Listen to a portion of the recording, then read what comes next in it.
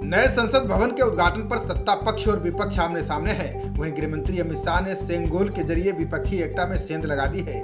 इसके बाद नए संसद भवन के उद्घाटन कार्यक्रम में कई विपक्षी दल हिस्सा लेंगे। अब सवाल उठता है कि सेंगोल क्या है, आखिरकार इस पवित्र सेंगोल का इतिहास क्या है। पीएम मोदी 28 मई को नए संसद भवन का उद्घाटन करेंगे। इस मौके पर तमिलनाडु से आए अधिनम उन्हें ऐतिहासिक और पवित्र सेंगोल सौंपेंगे। इसे संसद भवन में स्पीकर की कुर्सी के पास स्थापित किया जाएगा। ये वही सेंगोल यानी राजदंड है जिसे 1947 में अंग्रेजों से भारत में सत्ता के हस्तांतरण के प्रतीक के तौर पर देश के पहले प्रधानमंत्री जवाहरलाल नेहरू को सौंपा गया था। सेंगोल के इतिहास की बात करें तो इसका संबंध चोल राजवंश से है। चोल राजवंश के समय पारंपरिक प्रथा थी कि सत्ता के हस्तांतरण के वक्त राजा दूसरे राजा को सेंगोल सौंपता था। तमिल राजाओं के पास ये सेंगोल न्याय और सुशासन का प्रतीक माना जाता है। जवाहरलाल नेहरू ने थिरुवावदुथुरई अधिनम के महंत से इस सेंगोल को स्वीकार किया था। बता दें कि अधिनम तमिल शैव मठों में से एक है। तमिल भाषा में अधिनम का अर्थ शैव मठ और शैव मठ के प्रमुख दोनों ही होता है। इतिहासकारों की माने तो सी राजगोपालाचारी ने जवाहरलाल नेहरू को ये परंपरा निभाने के लिए मनाया था। राजगोपालाचारी ने नेहरू से कहा था कि भारत की अपनी परंपराएं हैं। संप्रभु शक्ति के हस्तांतरण की अध्यक्षता एक आध्यात्मिक गुरु द्वारा की जानी चाहिए। राजगोपालाचारी ने नेहरू को बताया था कि थिरुवावदुथुरई एक प्राचीन मठ है, उसे ही सेंगोल को बनवाने की जिम्मेदारी सौंपी जा सकती है। नेहरू ने ये सुझाव स्वीकार कर लिया था।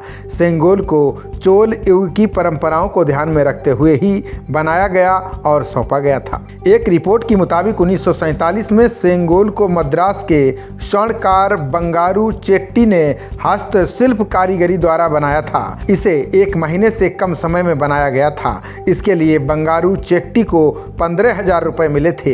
ये चांदी का बना था। इस पर सोने की परत चढ़ाई गई थी। इसकी लंबाई 5 फीट है। इसको बनाने में एथिरा जुलू और बुम्मिदी सुधाकर भी शामिल थे।